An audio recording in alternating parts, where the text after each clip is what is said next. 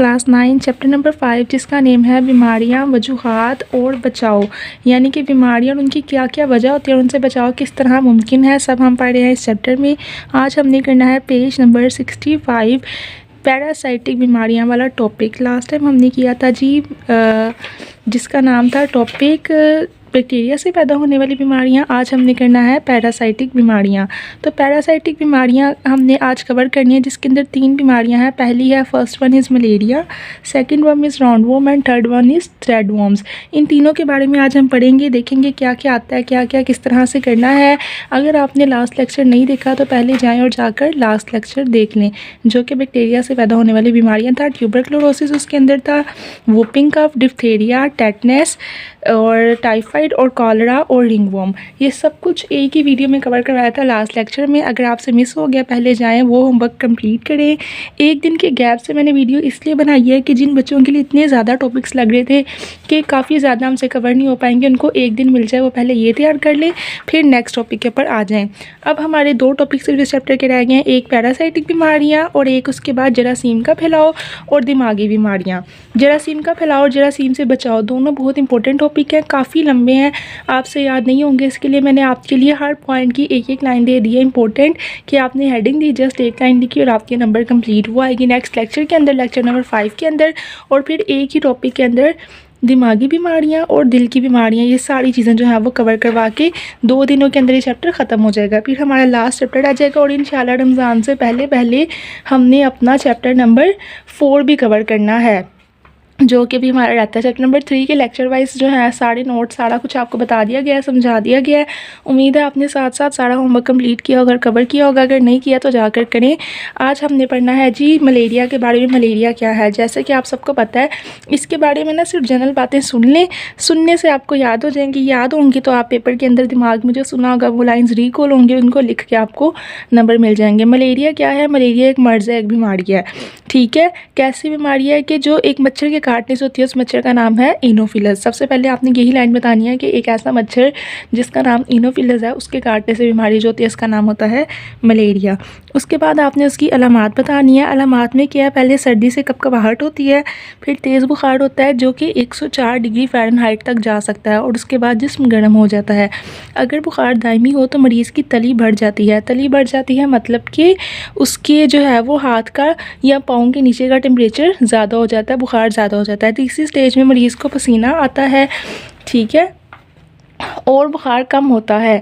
और ये किस मौसम में होता है, जुलाई से नवंबर के दरमियान। अब MCQs भी आपके दिमाग में रहना चाहिए कि मलेरिया पाकिस्तान में किस सीज़न में फैलता है, जुलाई से लेकर नवंबर तक। तो आपने सबसे पहले मलेरिया का तारुफ और पहली लाइन को थोड़ा लंबा करके लिख दीजिएगा कि एक मच्छर होता है जिसका नाम होता है एनोफिलस, वो मादा होता है और उसके काटने से एक बीमारी होती है जिसे हम मलेरिया कहते हैं। उसके बाद अलामात की हेडिंग दें, ब्लू मार्कर से, कट मार्कर से 2 डॉट लगाएं, लाइन के नीचे से जो है वो शुरू करें और आप ये वाली लाइन लिख दें। उसके बाद आ जाएँ, ये पिक्चर्स कुछ दी हुई हैं, इनको आपने अवॉइड करना है। आगे आ जाते हैं मलेरिया कंट्रोल करना, कैसे कंट्रोल करते हैं।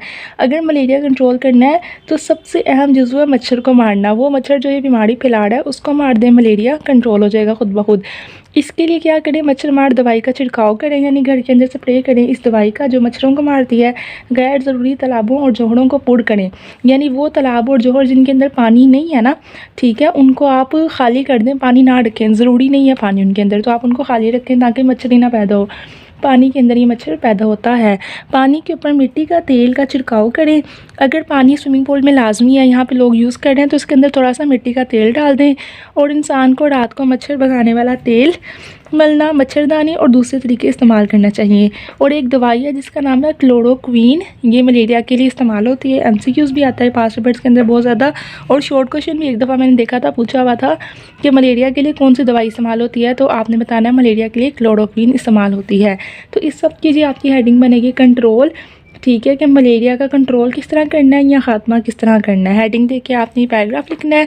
उसके बाद ये भी इसी के कंट्रोल के अंदर ही आ जाता है कि दरवाजे खिड़कियों पर जाली लगा दें, एहतियाती तदबीर हैं ये, ताकि मच्छर अंदर ना आए। घर के आसपास घरों को मिट्टी डाल दें ताकि मच्छर ना पैदा हों। बाकी घरों में इस्तेमाल शुदा मोबिल ऑयल डाल दें ताकि मच्छर अंडे ना दें।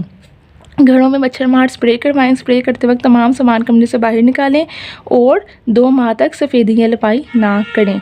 ये थी आपकी एहतियाती तदाबीर। तो टोटल 4 हेडिंग आपने बतानी है और इनको लिख लें और लिख के मुझे पिक्चर सेंड करें कि टीचर हमारा ये होमवर्क हो चुका है।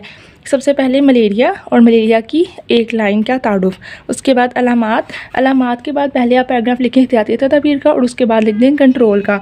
उसके बाद बच्चों ये टॉपिक आते हैं राउंड वॉर्म और थ्रेड वॉर्म्स, बहुत इंपॉर्टेंट टॉपिक हैं, आसान है, इनके अंदर कुछ भी नहीं है। ये इस तरह के कीड़े होते हैं, 20 से 30 सेंटीमीटर तक लंबे होते हैं, इनका रंग गुलाबी सफ़ेद होता है, इसका नाम है स्कैरियस। और इससे एक बीमारी होती है जिससे पेट में दर्द होती है, बेचैनी होती है, बदहज़मी होती है, कमज़ोरी, उल्टी, खांसी, शिकायत भी हो सकती हैं। जिंदा कीड़े खारिज होते हैं या उल्टी में निकल सकते हैं।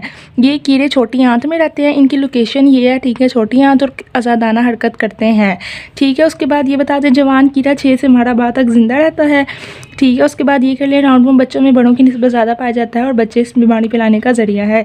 ये मरीज़ की खुराक से पलता है जिससे मरीज़ की कमी, ग़िज़ाई कमी यानी मेल न्यूट्रिशन का शिकार हो जाता है। एक ये पैराग्राफ कर लें, एक ये लाइन कर लें, ठीक है, और एक शुरू से लेके आप यहाँ तक ये पैराग्राफ कर लें, इतना ही काफ़ी है, ज़्यादा करने की ज़रूरत नहीं है, ठीक है। यहाँ से शुरू कर लें। पानी उबाल कर पिएँ, सलाद सब्जियाँ फल अच्छी तरह धोकर खाएं, खाना खाने और खाना खाने से पहले हाथ धोएं, खाने को मक्खियों और इर्द गिर्द से बचाएं। तो ये था आपका, सिर्फ और सिर्फ इतना लिखने से आपको 5 नंबर का टॉपिक आना है, तो आपको ये पूरे 5 नंबर मिल जाएंगे। और ज़्यादातर चांसेस हैं कि खाली राउंड वॉर्म ना पूछें, उसके साथ कोई ना कोई छोटा और टॉपिक पूछ लेंगे कि राउंड वॉर्म्स और थ्रेड वॉर्म्स दोनों पूछ लेंगे, तो 2.5 नंबर के दोनों टॉपिक बन जाएंगे। दोनों लिखने हैं तो ज़्यादा लंबा नहीं करना, जितना बताया यहाँ से यहाँ तक निशान लगाएं, एक ये लाइन करें, ये वाला पैराग्राफ करें और ये लास्ट लाइन कर लें और आपका राउंड वॉर्म कंप्लीट। उसके बाद थ्रेड वॉर्म्स के ऊपर आ जाएंगे, भी कीड़े होते हैं, ठीक है, बहुत पतले होते हैं, धागा नुमा होते हैं, 1 सेंटीमीटर लंबे पेट के कीड़े होते हैं, इनका रंग सफ़ेद होता है, ठीक है, हज़ारों की तादाद में अंडे देते हैं और ये कीड़े खतरनाक नहीं होते। सुबह और जागने के बाद हाथ अच्छी तरह धोएं, उंगलियों के नाखून काटें, कपड़े बदलते रहें और धूप में सुखाएं कपड़ों को, और इनके खिलाफ सबसे बड़ी एहतियात और हिफाजत सफाई है। तो इसके बारे में भी बस आप ये जो है वो 2 लाइनें ये कर लें और एक ये वाला पैराग्राफ कर लें, बस इतना काफ़ी है थ्रेड वॉर्म्स के लिए भी। तो ये थे आपके आज के 3 टॉपिक, जिसका नाम था पैरासाइटिक बीमारियाँ, जिसके अंदर आता था मलेरिया, मलेरिया के बाद आता था राउंड वॉर्म और राउंड वॉर्म के बाद थ्रेड वॉर्म्स। कल हमने करना है जरासीम का फैलाव। कल के टॉपिक के लिए तैयार रहिएगा, बहुत इंपॉर्टेंट इन्फॉर्मेशन होगी इसके अंदर। सारे ये बच्चों को ना सबसे ज़्यादा पूरी बुक के अंदर मैंने देखा है, एक तो 4 चैप्टर है, उसके अंदर किसी ने मुझे कहा कि क्वेश्चन है, मैं आपको एक दफ़ा दिखाई देती हूँ, पेज नंबर 50 के ऊपर एंडोक्राइन ग्लैंड्स, ये याद नहीं हो रहा, तो जिसको भी ये नहीं याद हो रहा ना, वो ये वीडियो जो है आपको थंबनेल में नज़र आ रही है, इसको खोले, गौहर हेल्पिंग हैंड की, एक दफ़ा समझे और समझने के बाद ही आपको जल्दी याद होगा। अगर फिर भी नहीं याद होता तो कल परसों मैं इस टॉपिक की एक जो है वो शॉर्ट हेडिंग डाल के एक वीडियो बना दूंगी ताकि आपके लिए ये ईजी हो जाए। लेकिन इस चैप्टर के ये वाला और 2 टॉपिक ये वाले, जरासीम का फैलाव और जरासीम से बचाओ, ये वो 3 टॉपिक हैं जो किसी बच्चे को याद होते ही नहीं है, जितनी मर्ज़ी कोशिश कर लो, देखने में ही वो इतने लगते हैं ना ज़्यादा हैवी। तो इसके लिए आसान हल किया है, कल के लेक्चर में आपको जो है इसकी शॉर्ट हेडिंग और कटिंग करवा दी जाएगी, उसको ज़रूर देखना और साथ साथ कवर करना।